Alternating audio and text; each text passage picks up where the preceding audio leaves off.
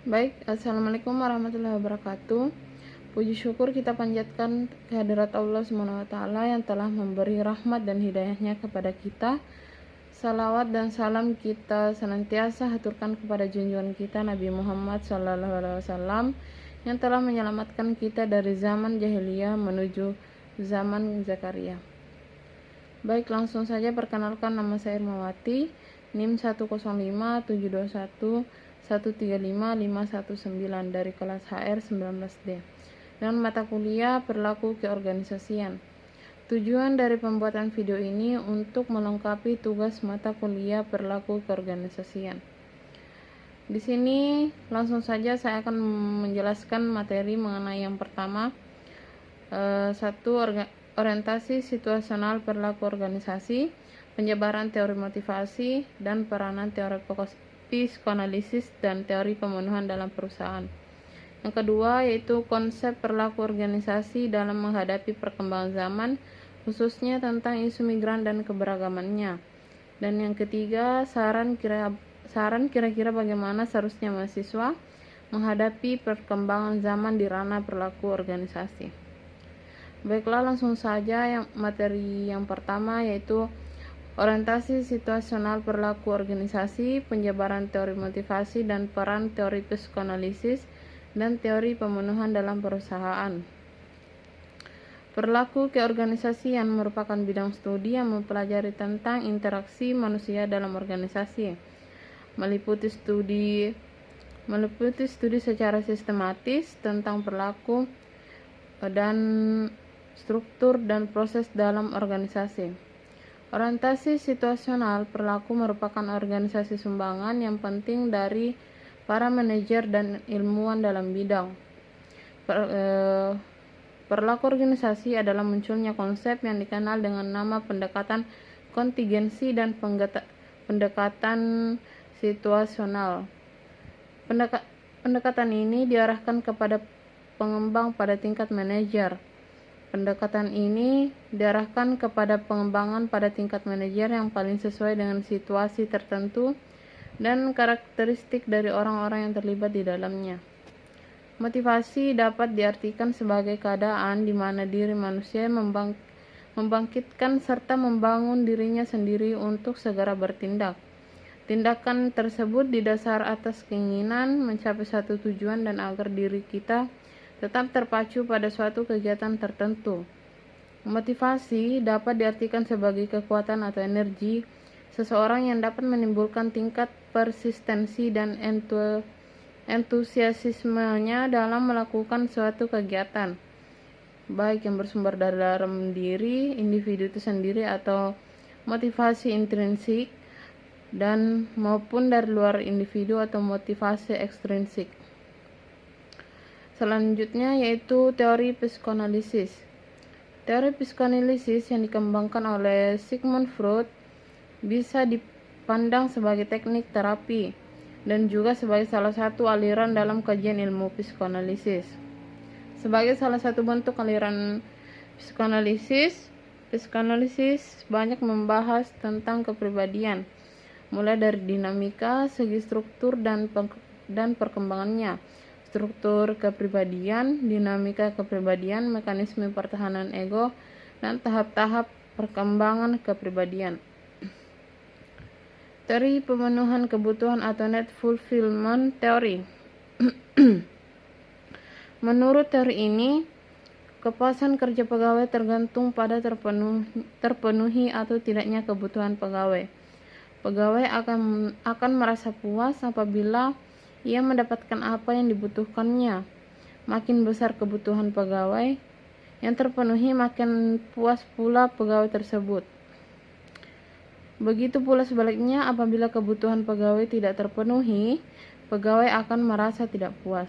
Jadi, kesimpulan dari materi yang pertama adalah dalam hal ini setiap orang pasti bisa melakukan interaksi baik di dalam organisasi ataupun di luar organisasi. Setiap interaksi yang dilakukan pasti ada hal yang dibicarakan, baik berupa motivasi yang dapat membantu kita dalam berproses atau berkembang dan menjadi pribadi yang lebih baik dalam berperilaku. Dan semua hal ini pasti menjadi kepuasan tersendiri dalam diri kita. Materi yang kedua yaitu mengenai konsep perilaku organisasi dalam menghadapi perkembangan zaman, khususnya tentang isu migran dan keberagamannya. Imigrasi Imigrasi adalah perpindahan orang dari suatu negara atau bangsa atau nation dan state ke negara lain, di mana ia bukan merupakan warga negara. Imigrasi merujuk pada perpindahan untuk menetap permanen yang dilakukan oleh imigran, sedangkan turis dan pendatang untuk jangka waktu pendek tidak dianggap imigran. Walaupun demikian, migrasi pekerja musiman atau umumnya untuk periode kurang dari 1 tahun sering dianggap sebagai bentuk imigrasi. Objek dari keimigrasian meliputi 2 hal. Yang pertama, lalu lintas orang, dan yang kedua, pengawasan keimigrasian.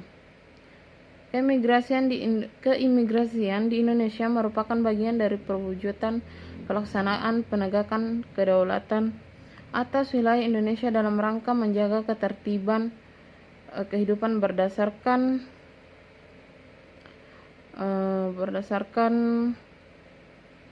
Pancasila dan Undang-Undang Dasar Negara Republik Indonesia. Undang-undang keimigrasian memiliki penekanan pada berbagai aspek, yaitu diantaranya hak asasi manusia atau HAM dan transnational organized crime. Dalam bidang HAM, misalnya, setiap warga negara Indonesia atau WNI memiliki hak yang sama untuk masuk dan keluar wilayah Indonesia, dan tidak berlakunya penangkalan bagi WNI. Imigrasi di sini berfungsi sebagai penjaga pintu gerbang negara karena imigrasi merupakan institusi pertama dan terakhir yang menyaring kedatangan dan keberangkatan orang asing dari wilayah RI. Pelaksanaan fungsi ini ditujuk untuk upaya penjagaan sebagai bagian dari tindakan keimigrasian. Pelaksanaan fungsi keamanan yang ditujukan kepada WNA adalah yang pertama, melakukan seleksi terhadap setiap maksud kedatangan orang asing melalui pemeriksaan. Yang kedua, permohonan visa. Melakukan kerjasama dengan aparat keamanan negara lain khusus di dalam memberikan survei perihal penegakan hukum keimigrasian. Jadi kesimpulannya yaitu imigrasi dapat dilakukan oleh setiap orang, mulai dari WNI atau WNA, namun harus memenuhi persyaratan migrasi untuk menjaga-jaga adanya penyalahgunaan migrasi yang dapat membahayakan negara tersebut. Materi yang ketiga, saran kira-kira bagaimana seharusnya mahasiswa menghadapi perkembangan zaman di ranah perilaku organisasi. Menurut Prof. Dr. Sondang P. Siagian, organisasi adalah suatu bentuk persekutuan antara 2 orang atau lebih yang bekerja sama serta secara formal terikat dalam rangka pencapaian tujuan yang telah ditentukan, dan dalam ikatan itu terdapat seseorang atau sekelompok orang yang disebut bawahan. Organisasi menjadi salah satu wadah untuk melatih mahasiswa bersosialisasi dengan orang lain. Namun tidak hanya itu, organisasi bisa memberikan wadah bagi mahasiswa untuk menyalurkan bakat dan mengembangkan kreativitas. Organisasi bisa menjadi tempat untuk mencari wawasan, serta menjadi tempat untuk mencari pengalaman yang tidak bisa didapatkan di dalam ruang kelas. Beberapa manfaat berorganisasi bagi mahasiswa, yang pertama yaitu memperluas pergaulan, yang kedua meningkatkan wawasan atau pengetahuan, yang ketiga membentuk pola pikir yang lebih baik, yang keempat menjadi kuat dalam menghadapi tekanan, dan yang kelima meningkatkan kemampuan berkomunikasi. Mengikuti organisasi bukan merupakan suatu kewajiban. Memang banyak manfaat yang didapatkan dari berorganisasi. Organisasi merupakan tempat atau wadah di mana kita bisa berkembang, di mana kita bisa mengenal banyak orang, tapi tidak menutup kemungkinan orang yang tidak ikut berorganisasi tidak mendapatkan hal itu. Mungkin bisa di bidang lain atau cara-cara lain yang dapat membuat seseorang menjadi lebih baik lagi. Sekian yang dapat saya sampaikan, kurang dan lebihnya mohon dimaafkan. Billahi fi sabilillah fastabiqul khairat. Wassalamualaikum warahmatullahi wabarakatuh.